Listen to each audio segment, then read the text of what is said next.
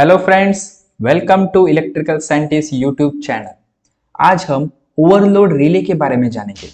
Overload relay क्या होता है, उसके क्या क्या पार्ट्स होते हैं, वो कैसे काम करता है, उसका कंट्रोल सर्किट में हम उसकी कैसे वायरिंग करते हैं, उसको कैसे टेस्ट करते हैं without load and with load, उसको कैसे टेस्ट किया जाता है, ये जानेंगे। और ओवरलोड रिले की ट्रिपिंग कैरेक्टरिस्टिक क्या होती है और हम उसको कैसे पढ़ सकते हैं और उसका हमको टेस्टिंग में कैसा फायदा होगा, ये हम आज देखेंगे। तो हमारे सामने ये कुछ ओवरलोड रिले है। ये जो हमको पहला दिख रहा है ये है एल&टी कंपनी का, यहाँ पे स्नाइडर का है या फिर सीमेंस का भी है, और चिंड एक चाइनीज कंपनी का है। तो अलग अलग कंपनीज के ओवरलोड रिले आते हैं, तो डिपेंड हमारे एप्लीकेशन के अनुसार और पैनल के डिजाइन के अनुसार हम ओवरलोड रिले यूज करते हैं।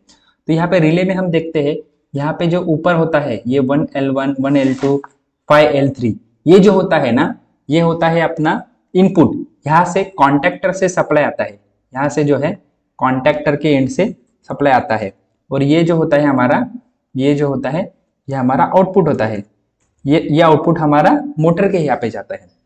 यहाँ पे हमको एक कुछ अलग सा दिख रहा होगा, ये जो होता है वो रिले के सेटिंग के लिए यूज किया जाता है। हर रिले में वो दिया गया है।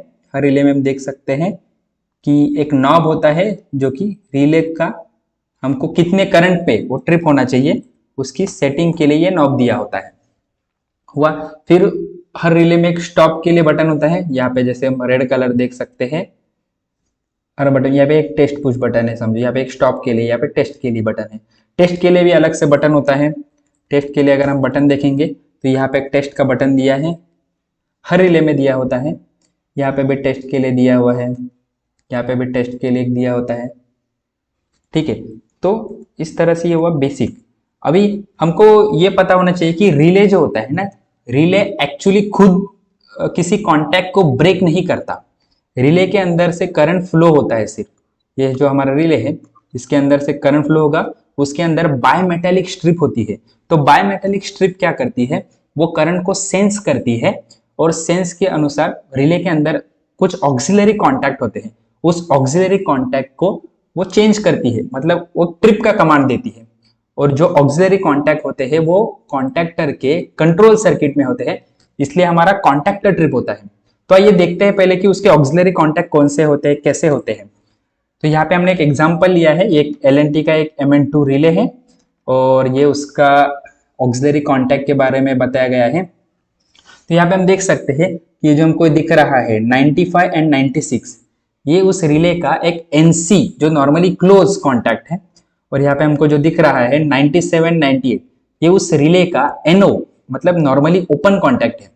अब जैसे ही करंट फ्लो होगा, जैसे इस रिले से करंट फ्लो होगा और करंट समझो उसके सेट वैल्यू से ज्यादा गया, तो उसके बाद क्या होगा, वो ट्रिप कमांड देगा। ट्रिप कमांड देगा मतलब क्या होगा, ये जो NC दिख रहा है हमको 95 96, ये क्या होगा, ये ओपन हो जाएगा और 97 98 ये जो है ये क्लोज हो जाएगा। तो अभी इसको हम कंट्रोल सर्किट में कैसे यूज कर सकते हैं, इसके लिए हम एक एग्जांपल देखेंगे, एक डायरेक्ट ऑनलाइन स्टार्टर का। ये हमारा एक डायरेक्ट ऑनलाइन स्टार्टर का एक एग्जांपल है। यहाँ पे हमको दिख रहा है नीचे पावर सर्किट, ये जो हमको दिख रहा है ये पावर सर्किट है। अभी पावर सर्किट मतलब क्या होता है, पावर सर्किट मतलब एक्चुअल सर्किट जो कि एक्चुअल सप्लाई जो मोटर को घुमा रहा है। यहाँ पे जैसे 3 फेज मोटर है तो 3 फेज सप्लाई है, यहाँ पे हम MCB लगा है।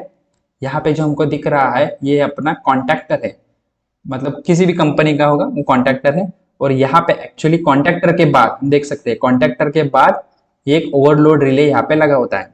तो कॉन्टैक्टर के बाद ओवरलोड रिले लगा और फिर ये मोटर को सप्लाई गया। तो होता क्या है, समझो कॉन्टैक्टर चालू हुआ तो ये जो रिले होता है ना, ये सेंस करता है और वो कंट्रोल सर्किट में किस तरह से ट्रिपिंग देता है ये हम देखेंगे। तो यहाँ पे अभी हम यहाँ पे देखेंगे कंट्रोल सर्किट की ड्राइंग देखेंगे। तो ये कंट्रोल सर्किट है, यहाँ पे लाइन मतलब कोई भी फेज हम ले सकते हैं, R I या B कोई भी ले सकते हैं। यहाँ पे लाइन और नीचे हमारी न्यूट्रल होती है। ठीक है, तो ये न्यूट्रल हुई, ये हुई हमारी लाइन। ठीक है, तो अभी सप्लाई कैसे आता है, देखो यहाँ पे लाइन से यहाँ पे होते हुए आया, पहले आया MCB तक। ठीक है, फिर MCB, फिर MCB के बाद ये NC कॉन्टैक्ट दिख रहा है, ये हमको क्या यहाँ पे एक दिख रहा है, एक स्टॉप पुश बटन। तो ये क्या चीज के लिए होता है, ये स्टॉप पुश बटन जो होता है वो मतलब स्टॉप करने के लिए, जो कि हमारे पैनल पे यूजुअली लगा होता है स्टार्ट एंड स्टॉप, तो उसमें से स्टॉप करने के लिए ये एनसी बटन होता है, और वही जैसे स्टार्ट के लिए ये स्टार्ट पुश बटन होता है। ठीक है, अभी हम यहाँ पे समझो कि यहाँ पे हमने ये एमसीबी को क्लोज किया, तो ये करंट यहाँ से यहाँ आएगा, ये एनसी है। यहाँ पे जो हमको दिख रहा है 9596, तो ये 9596 क्या है, ये रिले में हम देखेंगे। देखो ये 9596 मतलब ये हमारे ओवरलोड रिले का एनसी कॉन्टैक्ट यहाँ पे हमने यूज किया है।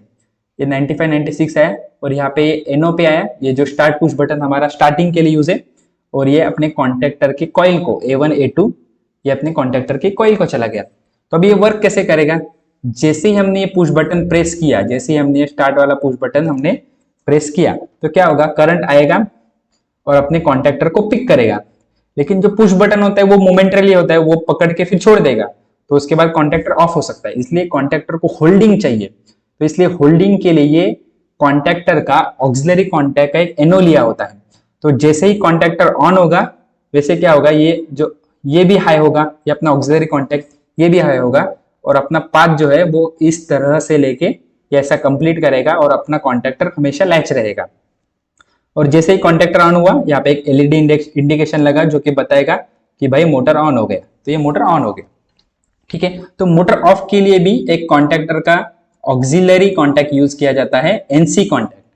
तो यहाँ पे हम एनसी कॉन्टैक्ट मतलब क्या होगा कि अगर कॉन्टेक्टर ऑफ है तो ये नॉर्मली क्लोज रहेगा और मोटर ऑफ का इंडिकेशन देता रहेगा, और जैसे ही कॉन्टेक्टर ऑन हुआ ये ओपन हो जाएगा और ये इंडिकेशन भी चला जाएगा। और यहाँ पे हमको जो दिख रहा है 9798, ये जो हमको दिख रहा है 9798, ये क्या है, ये हम यहाँ पे देख सकते हैं, ये 9798 जो कि हमारा ऑक्सिलरी कॉन्टैक्ट है। जैसे ही रिले ट्रिप होगा, ये जो नॉर्मली ओपन है वो क्लोज हो जाएगा। तो जैसे ही नॉर्मली ओपन है ये क्लोज हो जाएगा और ये मोटर ट्रिप का इंडिकेशन देगा। और ये जो 9596 है, 9596 है, जैसे ही मोटर ओवरलोड होगा तो रिले इसको ओपन कर देगा और ये पाथ ब्रेक होगा और हमारा कॉन्टेक्टर भी ओपन हो जाएगा। मतलब कॉन्टेक्टर भी ओपन हो गया और हमको इंडिकेशन भी मिल गया। तो इस तरह से ये जो ऑक्सिलरी कॉन्टैक्ट है हम उसको यूज कर सकते हैं। अब हम उसको टेस्ट कैसे करेंगे, देखो टेस्टिंग के लिए यूजुअली इसको प्रेस करो और ऑक्सिलरी कॉन्टैक्ट आपके काम कर रहे हैं, एनओ के एनसी हो रहे हैं या वो चेक करना है। और यहाँ से हम रिसेट करके देखते हैं। तो हर एक के लिए रिसेट बटन भी है, जैसे यहाँ पे देख सकते हैं, और स्टॉप बटन दबाओ, चेक करो कॉन्टैक्ट चेंज हुआ, और रिसेट दबाओ तो रिसेट हुआ कि नहीं चेक करना है। ये तो हुआ नो लोड टेस्ट। अभी हमको एक्चुअल लोड देके टेस्ट करना है, तो हम कैसे कर सकते हैं, तो यहाँ पे हम देखेंगे आगे। तो यहाँ पे हमने एक सेटअप बनाया है एक्चुअल टेस्टिंग के लिए। यहाँ पे हमने क्या किया है, यहाँ पे हमने एक ऑटो ट्रांसफॉर्मर से सप्लाई लिया, ऑटो ट्रांसफॉर्मर से हमारे पावर सोर्स पे, और यहाँ से लेते हुए हमने ये हमारे ओवरलोड रिले को सप्लाई दिया है। अभी हमारे पास सिर्फ सिंगल फेज सप्लाई था, तो हमने तीनों फेज को ऐसे घुमाते हुए सप्लाई दिया है। अगर आपके पास 3 फेज सोर्स है, आप 3 फेज सोर्स से भी उसको टेस्ट कर सकते हैं, कोई दिक्कत नहीं। तो यहाँ से सप्लाई दिया, और यहाँ पे हमने जो है, ये आपको दिख रहा है, ये मल्टीमीटर लगाया है। ये मल्टीमीटर किस लिए लगाया है कि हमको वो ऑक्सिलरी कॉन्टैक्ट देखना है। यहाँ पे आप देख सकते हैं हमने उसका कनेक्शन कैसे किया है, यहाँ पे 9798 में उसका कनेक्शन किया है। तो 9798 हमको पता है, जैसे ही रिले ट्रिप होगा तो ये अपने मल्टीमीटर को सिग्नल जाएगा, मल्टीमीटर कंटिन्यूटी को लगा है, और अपना मीटर जो कि है वो बीप करेगा। या फिर हम यहाँ पे कंटिन्यूटी टेस्टर भी यूज कर सकते हैं, जो आपके पास अवेलेबल है वो कुछ भी हम यूज कर सकते हैं। यहाँ पे हमने क्लैंप मीटर लगाया है, ये क्लैंप मीटर करंट मेजर करेगा कि हमको एग्जैक्ट कितना करंट देना है, उतना करंट हम देखेंगे और हम उसको चेक करेंगे।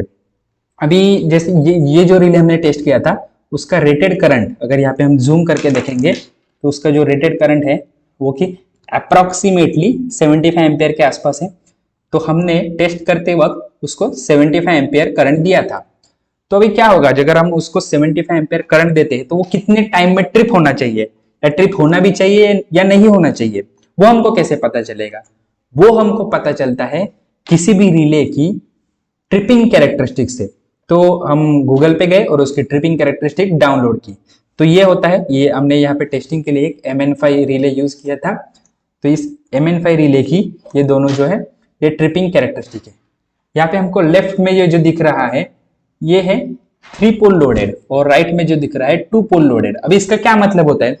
तो थ्री पोल लोडेड मतलब कि हमारा जो मोटर है उसमें सिंगल फेजिंग नहीं हुआ, सिंगल फेजिंग नहीं हुआ, सिर्फ ओवरलोड हुआ है किसी भी कारण, जो हमारे पिछले वीडियो में हमने बताया कि अलग अलग कारण है जिसकी वजह से वो ओवरलोड हो सकता है। तो किसी भी कारण से सिर्फ ओवरलोड हुआ है तो हम ये वाली कैरेक्टरिस्टिक फॉलो करेंगे।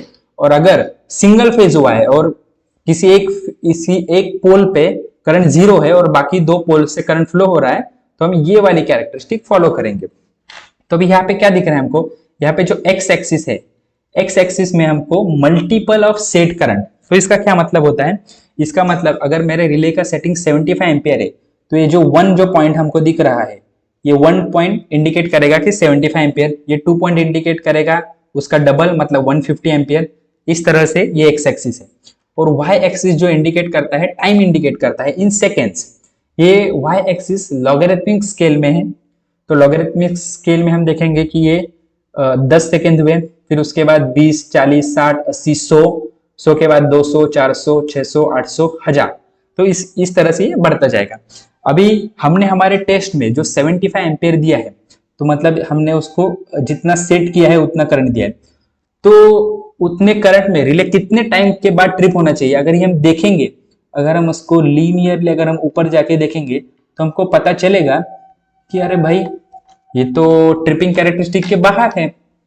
हम जूम करके भी देख सकते हैं, अगर आपको देखना है तो ये देख सकते हैं। देखो 1 एम्पियर के अगर हम ऊपर ऊपर जाएंगे तो ये तो ट्रिपिंग कैरेक्टरिस्टिक के बाहर है। इसका मतलब है कि अगर हम रेटेड करंट उसको देते हैं या सेट करंट देते हैं तो रिले ट्रिप नहीं होना चाहिए। वही हमने चेक किया, उसको दिया, फिर 1 घंटा 2 घंटा जितना टाइम हम देख सकते हैं उतना टाइम चेक किया और रिले ट्रिप नहीं हुआ। अगर रिले ट्रिप नहीं हुआ तो अपना रिले हेल्दी है, और अगर उससे पहले अगर ट्रिप होता है तो हम समझ सकते हैं कि रिले अनहेल्दी है। फिर उसको अभी उसका टाइम चेक करने के लिए हमने उसी रिले को 1.5 टाइम्स, मतलब 75 पे सेटिंग था तो हमने 112.5 का करंट दिया और फिर 1.5 टाइम करंट देके हमने देखा कि कितने टाइम में ट्रिप होना चाहिए। अभी यहाँ पे हमको कुछ दो अलग अलग कैरेक्टरिस्टिक दिख रही है। ये है हॉट, यहाँ पे हॉट लिखा है, यहाँ पे कोल्ड लिखा है। तो ये क्या होता है? मतलब अगर आपका मोटर हॉट स्टार्ट है, मतलब ऑलरेडी वो स्टार्ट हुआ है थोड़ी देर पहले और मोटर गर्म है, तो हॉट स्टार्ट का कैरेक्टरिस्टिक वो फॉलो करेगा। और अगर मोटर ठंडी है, बहुत दिन से बंद है और अभी हम चालू कर रहे हैं, तो ये जो रिले है वो कोल्ड स्टार्ट का कैरेक्टरिस्टिक फॉलो करेगा। अब सवाल ये आएगा कि रिले को कैसे पता चलेगा कि हॉट स्टार्ट है या कोल्ड स्टार्ट है? तो रिले के अंदर जो बायमेटेलिक स्ट्रिप होता है ना, उसके हिसाब से अगर अभी अभी मोटर चला हुआ है तो वो बायोमेटेलिक स्ट्रिप भी गर्म होता है और फिर वो ये वाली हॉट वाली कैरेक्टरिस्टिक फॉलो करता है, और अगर वो ठंडा होगा तो वो कोल्ड वाली कैरेक्टरिस्टिक फॉलो करता है। जब हमने टेस्ट किया तो वो हॉट स्टार्ट में हुआ था, हमने चेक किया था। तो हॉट स्टार्ट में आप देख सकते हैं ये 30 सेकेंड से लेके लगभग 100 सेकेंड के बीच में, 30 से 100 सेकेंड के बीच में ट्रिपिंग आना चाहिए। तो हमने 1.5 एम्पियर दिया और लगभग 41 सेकेंड के आसपास ट्रिप आया था, तो वो सही है। अगर इस रेंज में अगर ट्रिप आता है तो आपका रिले बराबर काम कर रहा है। अगर ट्रिपिंग बहुत लेट आ रहा है तो अपने रिले में गड़बड़ है, हमको रिले रिप्लेस करना पड़ेगा। ट्रिपिंग नहीं आ रहा है या फिर जल्दी भी आ रहा है तो भी दिक्कत है। तो इस तरह से वो कैरेक्टरिस्टिक फॉलो करता है। अगर हम उसी को अगर कोल्ड स्टार्ट में देखेंगे तो देखेंगे, अगर कोल्ड स्टार्ट हम देखेंगे तो वो लगभग 150 सेकेंड से लेके 350 के आसपास कुछ है। तो अगर कोल्ड मोटर होगा, हमारा रिले भी ठंडा होगा और हम उसको 1.5 टाइम्स करंट देंगे तो उसकी रेंज चेंज होगी, ट्रिपिंग रेंज, मतलब वो ट्रिपिंग रेंज कांस्टेंट नहीं होती। उसी हिसाब से अगर हम 2 पोल लोड करके अगर हम टेस्ट करते हैं तो हमको वो पैरामीटर कहाँ से मिलेंगे? जैसे अगर 2 पोल लोड होगा मतलब सिंगल फेजिंग है, यहाँ पे हमने देखा होगा कि यहाँ पे जब मैं रेटेड सेट करंट देता हूं तो ट्रिपिंग नहीं आती। लेकिन यहाँ पे क्या दिक्कत है? यहाँ पे क्योंकि सिंगल फेजिंग हुआ है, सिर्फ 2 पोल लोडेड है, इसके लिए अगर हम रेटेड देते हैं तो भी ट्रिपिंग आएगी और रेटेड से थोड़ा कम भी देते हैं तभी भी ट्रिपिंग आएगी। यहाँ पे हमने टेस्ट किया था 0.9 एम्पियर करंट देके, तो 0.9 एम्पियर मतलब 0.9 एम्पियर नहीं, 0.9 टाइम्स मतलब 67.5 एम्पियर दिया था।